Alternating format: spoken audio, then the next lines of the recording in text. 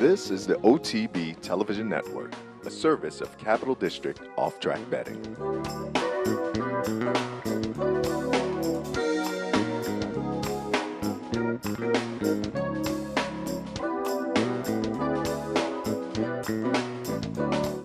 Good morning, ladies and gentlemen. Welcome to the Handicappers Report alongside Seth Merrill. I am Anthony Mormino, and what for some of us can only be termed the day after Woodman's Luck with Corey Nakatani in the night at Hollywood Park brought down the curtain after 75 years. And, we saw this day coming many years ago. We knew about 12 months ago when Hollywood Park indicated they would not be applying for 2014 dates, that the end would be near, and the end has arrived.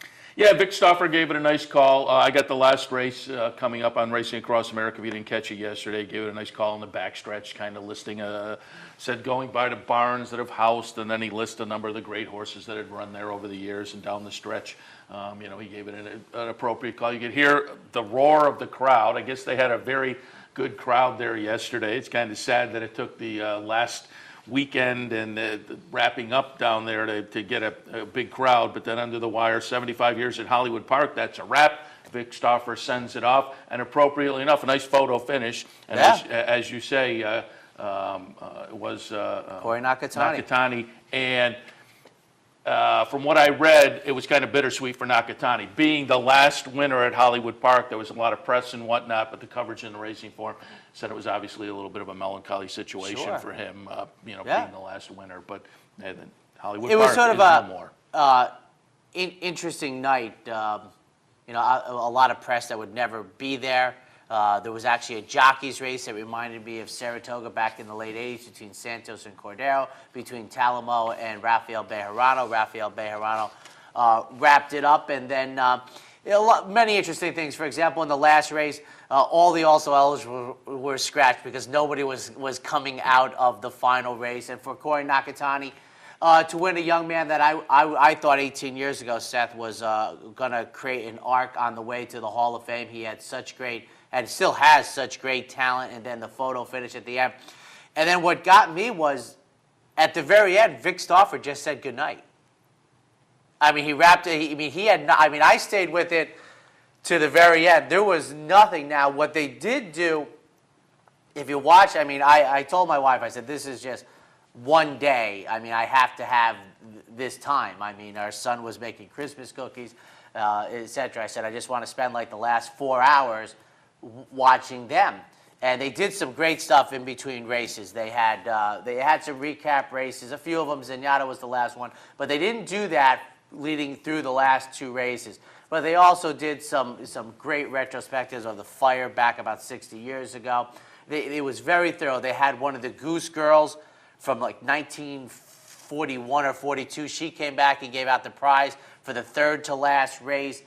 They had great music for the post parade. And race 6, I think they used Billy Joel's Say Goodbye to Hollywood, but some other modern music that was very appropriate. But they really did nothing for the last two. The last two, I guess you could say they played it straight, except, as you mentioned, Vic Stauffer's call in the last race, where really he gave very little attention to the race going on. He gave him early, but then, as Seth said, he took really a historical trip around. The only thing that I would say that for me, and I've been watching, and going to Hollywood Park in this November meet for a long time, it ended at night, and thoroughbred racing just to me seems to be more attractive, like baseball under sunshine.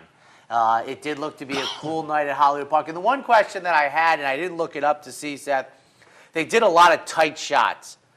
So it did look very packed. But then they gave me one look-see with a little depth of, and I could see that. And I know they were only thinking 8,000 people were going to show up for the final day. But for me, it was really settling in that, I finally felt like how my father's generation, even though he was a Yankee fan, of Dodger fans felt when Ebbets Field closed. Now, we knew it was coming, and it eventually ended, and it was over. And you just realized, like you said, Corey Nakatani, a long-time staple in Southern California. And I will say this, there didn't seem to be a lot of people around. Like I was thinking, like, where's Wayne Lucas today? Why wouldn't they fly him in? And I was really looking for a lot of people. I was a little bit disappointed that Hollywood didn't have a little more.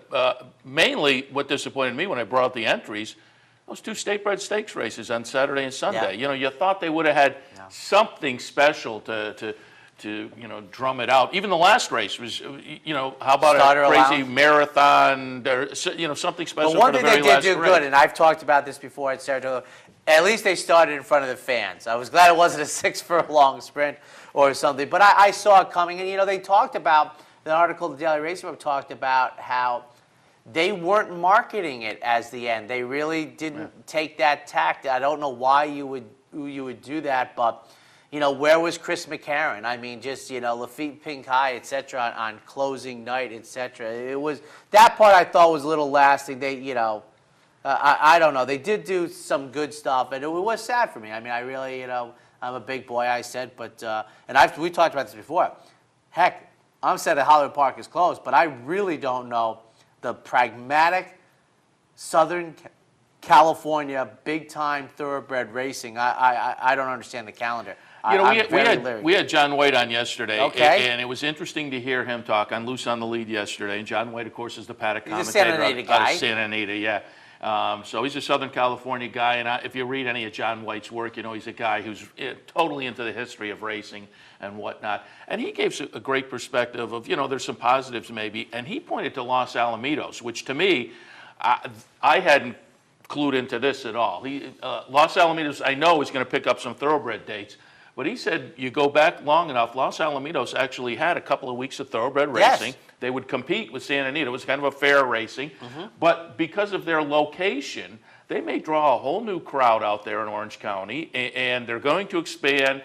It's going to be a mile racetrack, and they have the experience, as John said already, with some thoroughbred racing out there. So John White thought Los Alamitos might be a really interesting and a positive addition to the landscape out there. We'll see how that works out, but that's something I hadn't even thought of. To me, adding Los Alamitos in was just almost an afterthought kind of a thing. But the way he was presenting it, it sounded kind of interesting. Well, my question has been, what is Santa Anita's turf course going to look like May and June? I mean, how are you going to conduct that long of racing on, remember, in Southern California, because rain is not really relevant, they have one turf course at all their racing jurisdictions, and I just don't know. And I always thought that it's sort of refreshing the changing up of the track. And certain horses flawlessly. She was brilliant on the turf course at Hollywood Park, not as much at Santa Anita. Obviously, Zenyatta, her home was Hollywood Park. I mean, she was brilliant everywhere. So there is that little bit of difference. And then the other thing that I have is the question is, did John White indicate what the horsemen's thought are of going to Los Alamitos with their horses? I mean, sometimes horsemen won't go, they won't go to Pomona, the fairgrounds, the Fairplex. They sort of have shied away from it. Are they? Well, and that's why in my mind, I think Los Alamitos wasn't figuring in, because I was thinking of the fair in September, and that everybody takes holiday. The way John presented it, and I knew they were expanding the track. I think that this is going to have a different feel to it. That's the way he was presenting it anyway. And it's all immaterial because entries are already out for the Malibu Stakes in La Brea on Thursday, and Santa Anita commences. And we talked a little bit about the Malibu with John White, and as he said, that is a great race. I mean, you can make a case for a lot of them in that event. I would say over the last 25 years, of all the grade ones, including, by the way, a couple of Kentucky Derbies, it never fails to deliver. Or I should say, if you take the 25 years and you put in a column the years it failed to deliver, and by the way, it hasn't been a grade one all of those years, you'd put up and you'd go, man. But it's like I always say, it's a terrific race. When do you get credit? You never get credit for the end of your 3-year-old season when Ferdinand beat Snow Chief. Snow Chief had already won the 3-year-old championship. And obviously you shouldn't get any credit for next year going forward, since it's not a next year event. But it is annually an outstanding race. And they do the same thing. This year they're going to run the La Brea on the undercard. That's not an every year thing. There's annually, they always put a 2-year-old maiden special weight race that's supposed to get our attention. And I've said this for the last 2 years. By the way, it never delivers. It never delivers, that 2-year-old baby race. So we just got the word that we thought was coming. Yeah, in the air, Parks is canceled, which I said to you before the show, I'd be shocked if they ran. They haven't run for 2 weeks. They tweeted out yesterday that the track, because of frost, 4 minutes ago. And my thought was, with the track being in the shape it's been in the past couple of weeks, would they come back for this one day when they got a couple of days off? They run tomorrow. Or are they just going to? Parks is the only place that runs on Christmas Are they Eve. Christmas Eve? Well, which sounds like it's in great doubt now. Yeah. Parks was going to run on Christmas Eve. The only jurisdiction in America, heck, a couple of years ago on Christmas Eve, only 2 tracks ran when it was on Saturday. But this year, Parks, and Seth made this point the other day, and if I was Parks Racing, I would just get somebody to tweet anything from us that didn't look like this. This was 4 minutes ago. Live racing has been canceled due to excessive overnight rain through the day. Yesterday, they put live racing because of the thaw. But how about this? A couple days ago, 2 days ago, due to quarantine, the Pennsylvania Nursery Stakes has been canceled. What they didn't put in, that had already been rescheduled. The nursery was supposed to go weeks ago. I should say, I misspoke. It will be rescheduled again. It hasn't been canceled. The 2 December 31st stakes are canceled. That sounds like they're trying to slide it in there because obviously it wouldn't help to have the nursery after December 31st. So it sounds like for the 3rd time they're going to try and get the Pennsylvania Nursery underway on December 31st. But put in anything there like, put some, we're hopeful to have racing on Christmas Eve, but 4 black marks next to the Parks Racing symbol. So 4 minutes ago they canceled for today. So be it. There you go. I mean, it's just, what a rough going. And Seth, you made a point that, if the media was there, maybe something bigger is up. Maybe this isn't a day-to-day type of thing, but obviously the racetrack isn't going to announce we're going to be closed for a week or so, and no media covering it to get I was another speculating. word out. I wonder if something washed out, with because so much this doesn't snow make and sense. rain, and maybe, and we've seen it happen up here at Saratoga with one of those gully washer rainstorms. You get some spot on the turn that washes out. Yeah. I'm wondering if some, and then the weather has just been on top of it where they just haven't been able to catch up to it. I'm wondering if that's the situation. Well, if you saw the fairgrounds yesterday, they tried to give it a go for a little while, and they washed out. Now, what was ironic about that, the New Orleans Saints were playing at Carolina, and that game had a monsoon. You almost would have thought that, that the game was being played in New Orleans, but they tried to give it a go, and I think after the 3rd race, they finally ran the white flag up at the fairgrounds. They only ran 3 because I already put my notes into Excel for yesterday, but they tried to give it a go there, and the New Orleans fans yesterday watching their Saints playing a quagmire in Carolina, living a quagmire in their own home base of New Orleans. And I guess the one thing is, almost all racing jurisdictions except Parks are going to have a little 2-day breather coming up. And now I think, capital off-track betting will be closed Christmas Eve and Christmas Day, so it won't affect us. But I have to think there's probably less than a 3% chance that Parks goes tomorrow. Yeah, I don't usually like to speak forward. I would find it very surprising, particularly if they're getting the same weather we're getting out here today, which is drizzly and cool and moist. And but I would like to get it beat because you had the frost melt. I don't know. I'd like to have an outside independent eye looking at Philadelphia Park. I hadn't, I was out with our son all day Saturday, Sunday. I don't know what Ben Salem's weather is compared to ours, so I can't say it. But it didn't seem, if you run a wintertime racetrack, you're sort of, I don't think we've had abnormal winter weather. So we'll see. Well, the fact of the matter is, Laurel, Aqueduct, these are all tracks that are all in the same boat, essentially. You would think. So yeah. Parks is down once again, ladies and gentlemen. So that was my ballywhack. And as I said, not very many places to turn now. You did Turf Paradise. Yeah, did you do the opener at 350 yards? They did not cut the price of the daily racing form, but it is an abbreviated edition today. Parks Fairgrounds Turf Paradise in Mount. Now, I don't... yes, we're hoping you can bet Parks online tomorrow. Capital Off-Track Betting will do their part to allow you to take wagers from Parks tomorrow. We hope that the weatherman does. Did they do anything for Sunday's edition of the Daily Racing Form? Is that what I'm looking at right there? No, that's the program. That's not a racing form. That's the other. Okay. That's the other. I don't have Sundays. Oh, you skip. You got Saturdays. And I got Saturdays. I got Sundays program, Saturdays racing. And I just thought that in today's version of the Daily Racing Form, I'm not so sure how much they could do. Get Peb to do a caricature of Hollywood Park for the cover, but it went quietly into the night. You want to go, what do you want to do? Do you want to go to Turf Paradise and do the 350-yard opener? Absolutely. I trust you did the 350-yard opener. I did. Oh, I never skip. Oh, there, no. Arabians, you like all of them? Absolutely. Get a sulky in there, you're yes, in? Yes. What was that place in Long Island you talked about in the 80s? Oh, Par Meadows? And then somebody wrote about that just this week in relation to the Hollywood closing. They were talking about Another other one racetracks that that closed. closed, And Par Meadows, and I forgot. It only lasted like 2 meets. Yeah, They had some suspicious financing. and then it came back for an even shorter, renamed like for an 8 even days. shorter. 8 days, yeah. They had, I think there was some, their books weren't in order. They had some quickness. But Turf Paradise, well, I think it's fair to say, will have wonderful weather to conduct racing this afternoon. And in the openers, an allowance for 3-year-olds and up.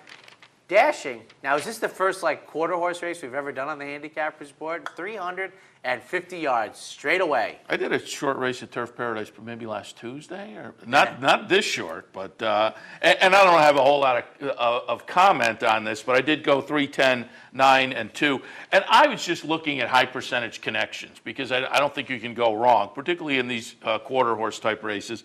My top pick, Say and Jack.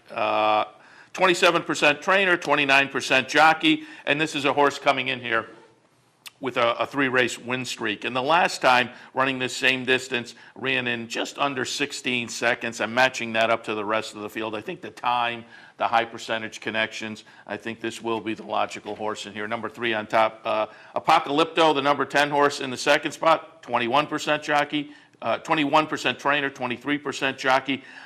Was in a little bit of a tougher race last time, I think. So I think some class relief in here, plus the high percentage connections, get this one in the mix. And then Chase This Wagon. Now, this one, not as high percentage on the jockey side. Jockey is only 0 for 5 starts so far in 2013. That made me shy away a little bit, but the trainer does okay.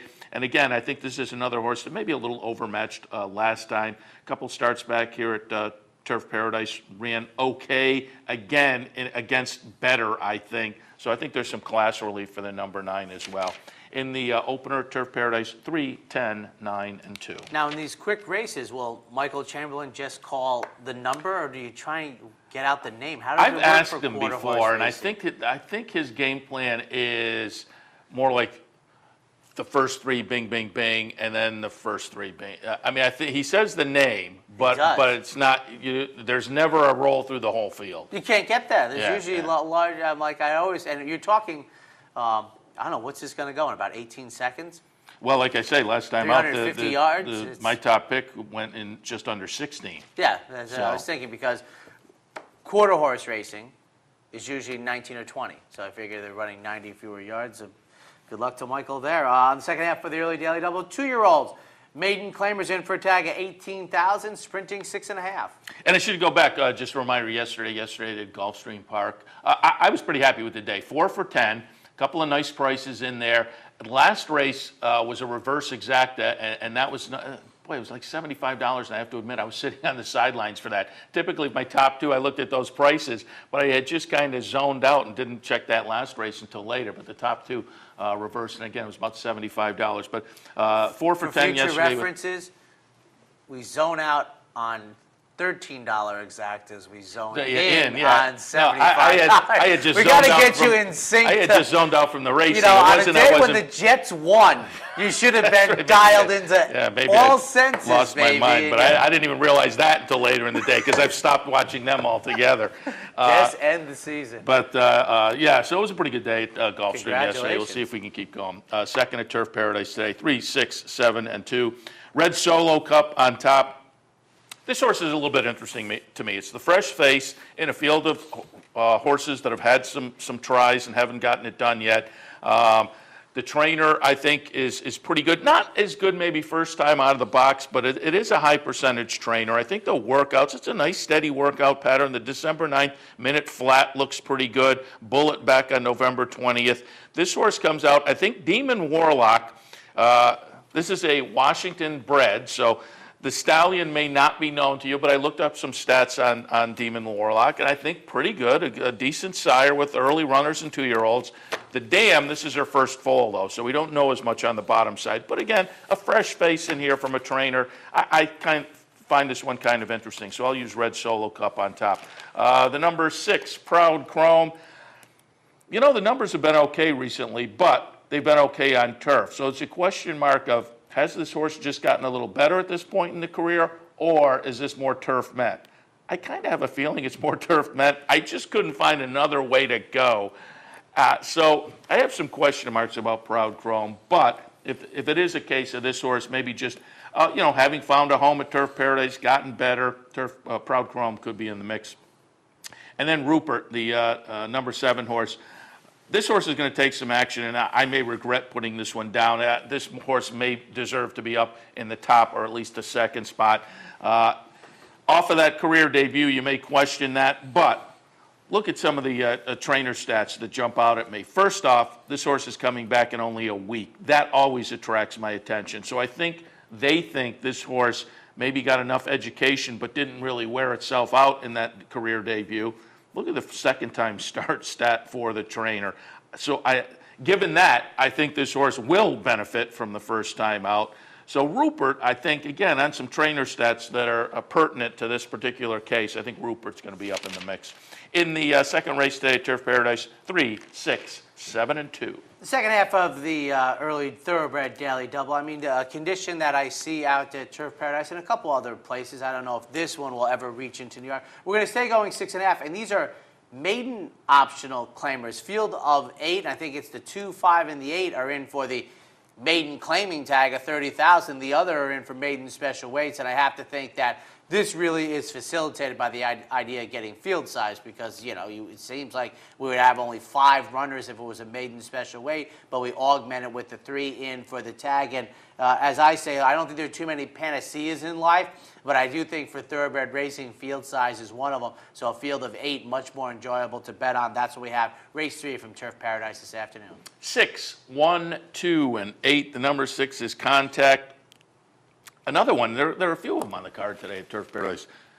Decent recent numbers on turf, so I wasn't quite sure which way to go. Now, the dirt performances just prior up at Canterbury, those were okay. So I think this horse is okay on dirt, but certainly the numbers are better on turf. So we'll see today. It's another one I go in with some trepidation. I'm not sure this horse is just kind of getting good after 19 career starts, or does it more appreciate the turf? We'll find out a little bit more about that today. But again, I think the dirt form is okay, so we'll put 6 on top. Number 1, Big Team Little Me. This horse appreciated the move to Turf Paradise. Had been racing in Northern California at Golden Gate. Moved down to Turf Paradise last time, was right in this condition last time, and ran a decent second place finish with a lifetime best buyer figure. So again, I think this horse really did appreciate that move from Northern California down to Turf Paradise. Third spot, the Grands, number 2. Just seems better on turf, like my top pick, if you go down the past performances, but 2 starts back in an off the turfer, ran third, 4 starts back in a dirt race, ran a decent second. So I think this horse is going to fit, just looking at the complexion of the rest of the field. Again, as I say, there's a few horses on the card today like this, including my top pick in this race, who just seem a little bit better on turf, and it's hard to know which way to go with them. But in this race, I tilted in favor of a couple of those, putting them in the mix. I have it 6, 1, 2, and 8.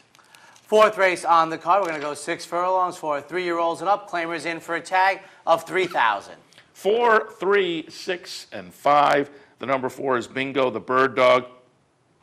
This horse gets a slight edge off of recent numbers and with Scott Stevens on board. If you watch on Tuesdays, we're always visited by Michael Chamberlain from Turf Paradise. He's been talking about Scott Stevens since the beginning of the meet. Scott Stevens still riding very well. Been on board this horse for the past couple of starts. They've been decent finishes, a third followed by a second. And again, the recent numbers are decent. So Scott Stevens, the recent buyers, we'll put Bingo, the Bird Dog, on top. Second spot, Annotation, who get some class relief in here. Has been racing just a rung, 2 rungs above on the claiming ladder. 4,000 last time, 5,000 for a string of races before that. Goes for a 3 today, not only 3, a 3 conditional. So I think there is some class relief today that could certainly wake up Imitation. And then in the third start Barramoon, who I just think is going to fit with this bunch. Nice second place finish in a calendar condition, 3,000 last time. Was in a B level 3,002 back and was 4th. So, and then you go back to a calendar condition before that, and it was a decent finish. So maybe this B level is just slightly tougher for Barramoon. But again, I looked at the complexion of the rest of this field, and given that last start, I think this one is going to fit with this particular bunch. 4th today at Turf Paradise, 4, 3, 6, and 5. 5th race on the card, we're going to take 3-year-olds and up, fillies and mares. Claimers in for $3,000, dashing 4.5. 5, 9, 3, and 6. Fantabulous MQ on top, and a nice just miss effort last time. Lost by a nose after leading most of the way. That was 5 furlongs. Goes a quick 4.5 today. So I think Fantabulous MQ is going to be absolutely logical. We'll go out to the number 9, Island Shine, who just is in some good form right now. 3 starts back, which was off a fairly long layoff of April to November. Just missed running 3rd by a neck. 2 starts back, 4th by a couple of lengths, and an okay effort, and then last time 3rd by just a half a length. Now gets maybe some slight class relief, just a touch of class relief, but again, seems to be in some good form, should be primed to run well today. And then in the 3rd spot, the number 3, Chocolate Caliente. This one, I'm going to be interested to see what the betting public does, excuse me, because there's some serious class relief here. Now the finishing positions over the past couple haven't been enough to inspire, nor have the buyer figures, but this one is absolutely eligible to wake up on the class relief, and I may regret having this one down in the mix. But in the 5th, I went 5, 9, 3, and 6. Well, remember, ladies and gentlemen, they have canceled at Parks. We just took a look at the first half of today's action from Turf Paradise. Take a quick break. When we come back, second half of today's action. I'm Seth Merrill. Join me weekdays at 10 for Racing Across America. We'll look at important races from around the country, get insight from top handicappers and analysts, and preview the upcoming week in racing. That's Racing Across America, weekdays at 10, right here on the OTB TV network. Here in upstate New York, no one provides bettors with more wagering options than Capital OTB. Our network of branch and easy bet locations stretches from the mid-Hudson Valley all the way to the Canadian border and west to central New York. So whether you need to place a bet, fund your Capital Bets account, or watch the next big race, all the action is just around the corner. A full list of our branch and easy bet locations can be found online at capitalotb.com. Capital OTB, the better and most convenient choice for wagering in upstate New York. I got it. Watch me. I got it. Hey! I got something that makes me want to shout. I got something that tells me what it's all about. I got a move that tells me what to do. If you don't, brothers and sisters, then you won't know what it's all about.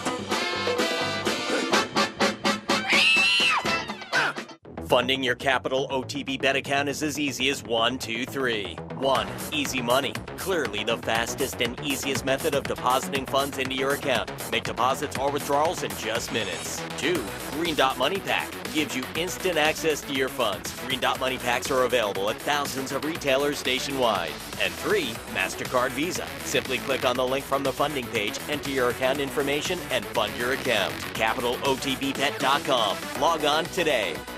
Hey race fans, head down to the all-new Clubhouse Racebook. With live horse racing on more than 250 flat-screen TVs, state-of-the-art wagering terminals, and amazing Vegas-style atmosphere. The Clubhouse Racebook, 711 Central Avenue, Albany.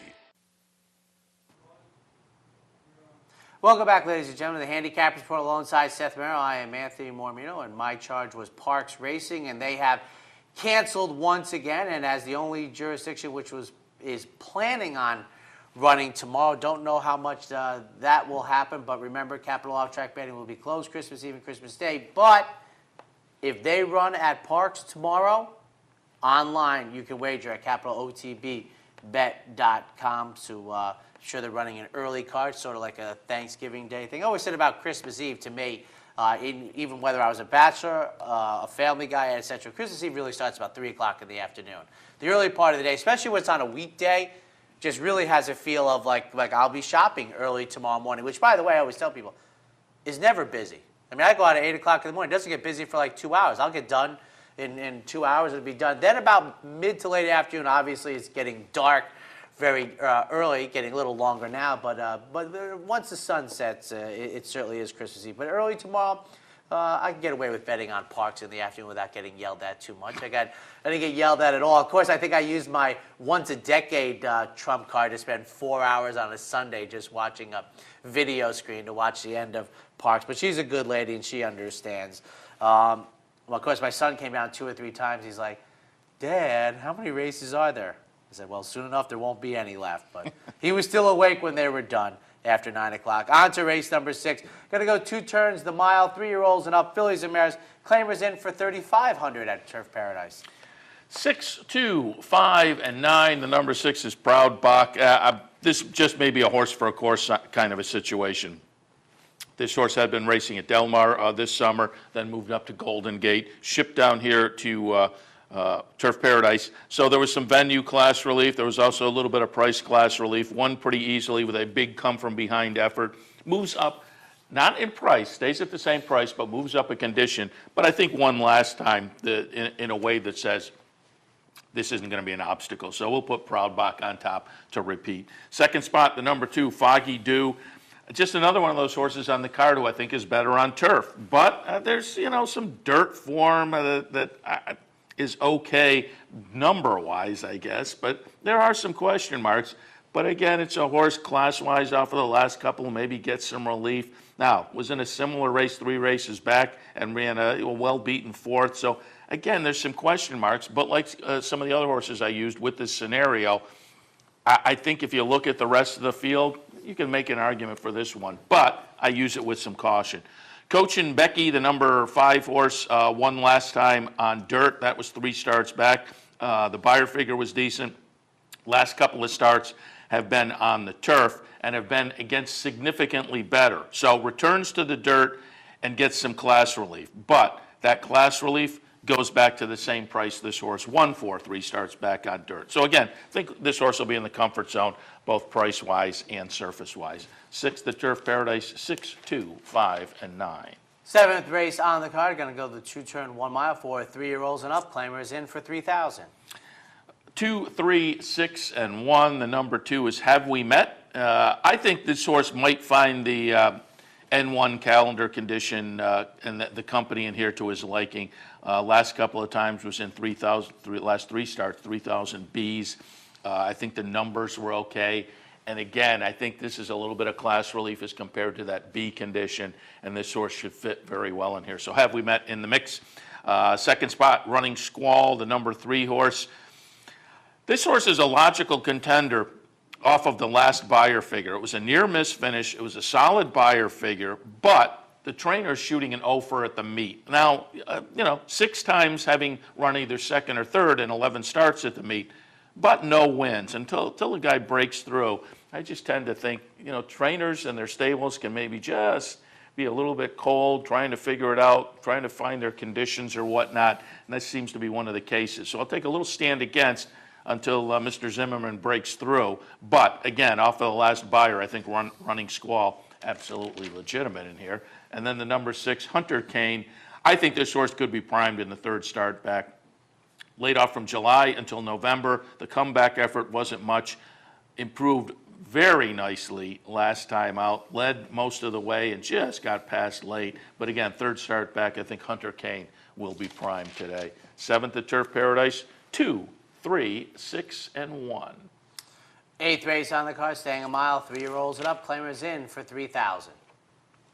I'm going to do a play of the day in here. And as I said a couple of days ago, or yesterday, I guess, looking back to when I was in on Friday, had that nice $400 exacta play of the day at Gulfstream. And I said the last couple of weeks I felt the plays of the day have been doing a little better. Only took 1 shot yesterday at Gulfstream, and I had a decent double-digit price horse win the race. I couldn't get one of mine in underneath, so that was a little bit disappointing. But I only took that one play of the day shot yesterday. I only have one today. I'm going to go 3 deep with an exacta box in this race. I don't know what kind of value we'll get, but again, I'm only going to go 3 deep, so we'll see. I'm going to box up my top 3 in here: 1, 3, 5, and 4. The number 1 is Remus. This horse drops off of the claim for the Meets Top Trainer, Robertino Diodoro, and they claimed this horse last time out for 4,000, excuse me. It was a 4 to 5 claimer. Comes back today for 3,000. So the trainer, first off, the claim stats aren't outstanding, but the stats at the meet are very, very good. And again, with some class relief, I think Remus is going to be very, very competitive in here. Number 3, Soapstone Prairie in the 2nd spot. This is another one of those that I've talked about earlier on the card. This horse has been turfing lately, but as opposed to some of the other ones, this horse actually may be better on dirt. So gets some class relief in here today and returns to what is maybe the preferred surface. Soapstone Prairie in the 2nd spot. 3rd spot, the number 5, Rhythm in May. Just think this is a horse that's going to compete with this bunch. Last time out for 6,250. 2 starts back, though, was in at 3,000. That was a calendar condition. Ran fit that day. But again, just looking at the numbers for this horse as compared to the rest of this bunch, I think Rhythm in May is going to be a good fit with this particular field. So in the 8th, again, I'm going to box up my top 3 in an exacta: 1, 3, 5, and 4. And on to the finale, we have 3-year-olds and up, fillies and mares sprinting 6.5 in for a claiming tag of 10,000. 2, 8, 6, and 4. The number 2 is Katie Pie. Just get some serious venue class relief. Has been racing in Southern California, Hollywood, Santa Anita, Del Mar. I think the move to Turf Paradise is going to prove very fruitful. Trainer doing very well at this meet as well. Katie Pie on top for me. Number 8, 2 Girls Advancing in the 2nd spot. Just in some very good, improving form. 4 career starts. The career debut, obviously, we draw a line through that, lost the rider that day. Followed that with a couple of nice second-place finishes with improving margins, and then followed that with the maiden breaker. So a couple of second-place finishes, then a win. Finishing position improved, buyer number improved. Again, good improving form for the number 8, 2 Girls Advancing. And then number 6, Party Bus. Yet another one of those horses who has been racing on turf most recently, now returns to the dirt, but the dirt races just before the turf tries were pretty good. I think this horse is going to fit at this level and will appreciate the return to the dirt. So in the finale today, 2, 8, 6, and 4. And that takes a look at Turf Paradise this afternoon, remembering that they have canceled at Parks Racing for, what do we think about the It's got to be at least a couple of weeks. So. 7th consecutive At racing day? least. I think the last time, geez, I can't think, was it a Sunday? I think this all started on On a Monday, I think about so, 2 too. minutes Yeah. after I had finished doing Monday 2 weeks ago today. So perhaps Sunday, 15 days ago, was the last day they conducted racing at Parks. And please remember, they are planning on running on Christmas Eve, the only place in the United States I think I know of that is planning on running. And we at Capital Off Track Betting online will be up to take your wagers if that comes to fruition. Yeah, and again, Parks canceled, Fairgrounds canceled yesterday. Fairgrounds is scheduled to run today. We'll have to keep our eyes on their track as well. They had some rain yesterday. They went about 3 races, and then they were out too, so we'll have to see. And I didn't see a forecast for today. If it's still raining down there, we'll have to keep our eyes on Fairgrounds and see what happens down there this afternoon. A couple of quick thoughts. I mean, Santa Anita is going to open on the 26th. The entries are already up, so I'm sort of salivating at this. And just a couple of quick notes from the wagering standpoint. I mean, you just wonder, some things you get so right, and you just wonder, like Santa Anita, they're going to have an 18% takeout on the daily doubles. Now, they only offer 3 a day, and they're $2 minimums. Yeah, the $2 minimum I don't get. You just some striking things. The pick 5, this has to go through the roof. The 50-cent minimum with a 14% takeout on the first 5 races of the day. That seems to be. And I'm not a horizontal bettor, but we've talked boy, about this before over the past couple of months. I wonder if this pick 5 is now starting to cannibalize the pick 6, and we may have seen a very good sign of that in New York the other day, where the carryover was only 16,000. Maybe yes, maybe no, but it's been in the low teens at Aqueduct for like 2 years. That's on the carryover. lowest I can remember. Oh no, seeing. we had 13,000 Did we at the really? Big A. Absolutely, yeah. The pick six, which I am not a player, but I do pay attention to the carryover through the years. And about 2 years ago, we started seeing in the low teens at the Big A because I was waiting for us to have a non-teen to have like a $12,000 carryover, et cetera. But at the Big A, I mean, I don't even know if they have guaranteed pick fours on Saturday at the Big A, the winter meet. But I always like in New York, you can see how they lower the guarantee depending on Saratoga, Belmont, and then the Big A. But they're going to have a 50-cent pick five in the opening 5 races at Santia. They'll have 3 daily doubles, which, you know, the part that doesn't make sense is why aren't they rolling? Why aren't they lower than $2? They're not answered in the press release, et cetera, going out. But of course, remember about the great race place, Seth. They used to have a time when you had to bet a $5 minimum exacta. So some interesting wagering because it does seem as if we are very close to the day when fractional wagering is going to be the norm throughout the wager and throughout the land. I think the pick six will be the last one standing, but you know the pick six players could be in trouble by people leaving the pick six bet to play the pick five. I mean, just monetarily, it's Which virtually everywhere. I'm not sure there's any place that's more than 50 cents now on that pick five bet. right. I mean, And talking about guarantees, Laurel's now guaranteeing $200,000 on their pick five, which is one of those jackpot bets. That's a solo lone winner. Yeah. Yeah, so that I think they've allowed enough research to come in, and they see that if there's a safe number, they pick out 200,000. Racing across America, a brief week this week. What do you have for the good folks today? Mike Pennant today. We'll be looking at some of the stakes action from the past weekend. Also have Keith McCallum out from Woodbine. They wrapped up last week, so we're going to do a little Woodbine recap this morning. So look at a couple of their bigger races, the Queen's Plate. We'll watch Joshua Tree, Wise Dan again. Yeah, so. I mean, it's interesting. I saw something in the Daily Racing Forum that, Seth, I can't say that I remember seeing before, which is, you know, obviously doesn't count, but a ballot to the people for the Eclipse Award. I don't remember the DRF doing that before, and I was wondering if the 2-year-old colt was the division that they were seeing, if the horse of the year they want to get a real feel for. I remember a couple of years ago they had the poll for Zenyatta and Rachel Alexandra, and by the way, they got it completely wrong. Zenyatta won like 2-1, and then Rachel Alexandra got the hardware as Which I believe then became the impetus for that Penny Tweedy Vox Populi Award. The what? The Vox Populi, the Secretariat's owner who has the Vox Populi, the Choice of the People Award.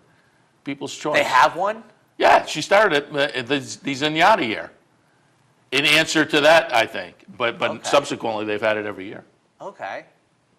Who won it last year? Wise Dan win it? I don't remember who won it last Because it'd year. be interesting to see who wins it this year. Because to me, it'd be interesting to see if Game On Dude wins the older male champion, which has predominantly been a dirt championship, but has been won by Gio Ponte and Wise Dan of late.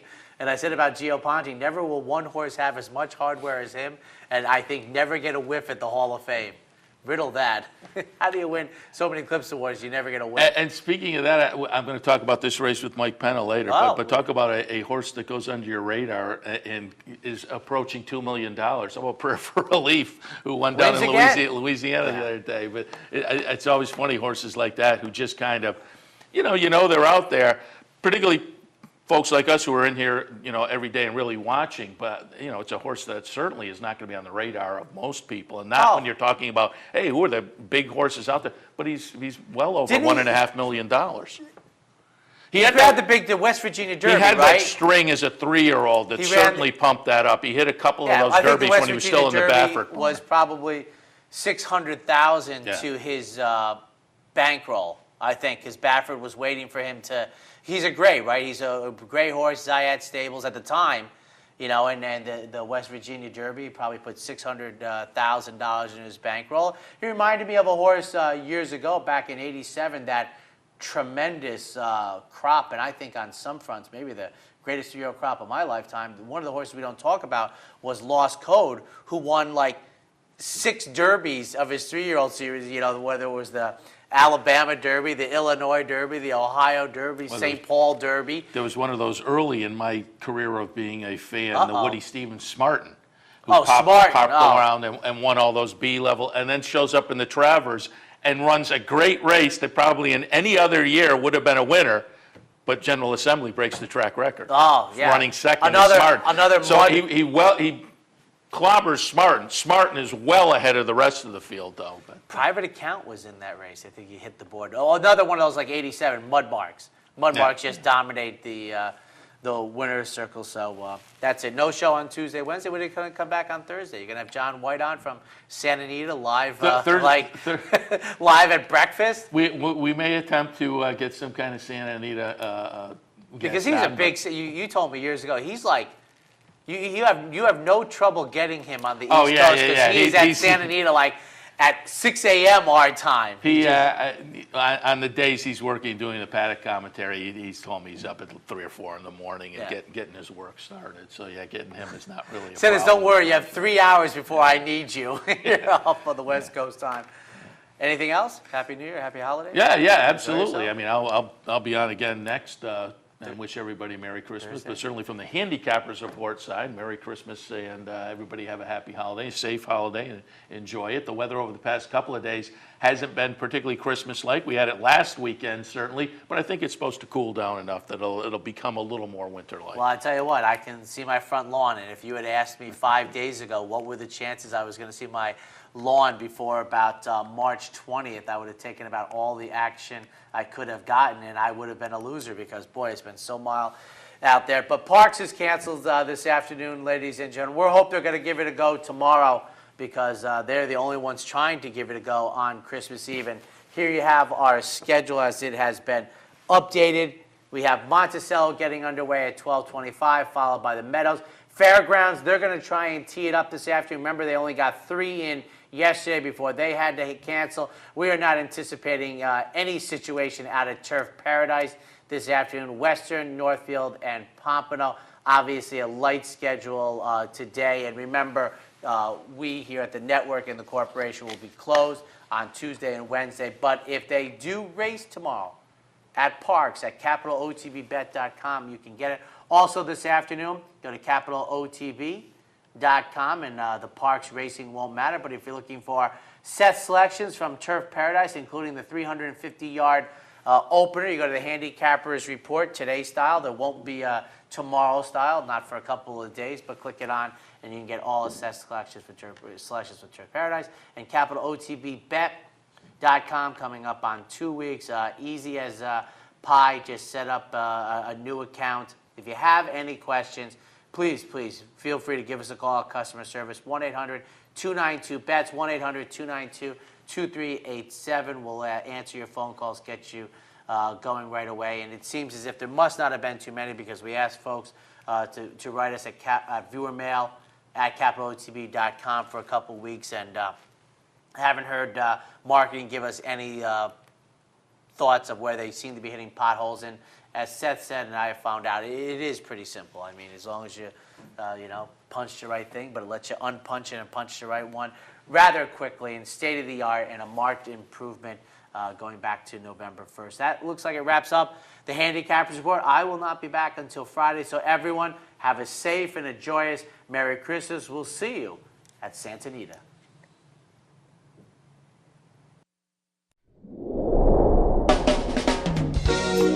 You're watching OTB TV, a service of Capital Off Track Betting.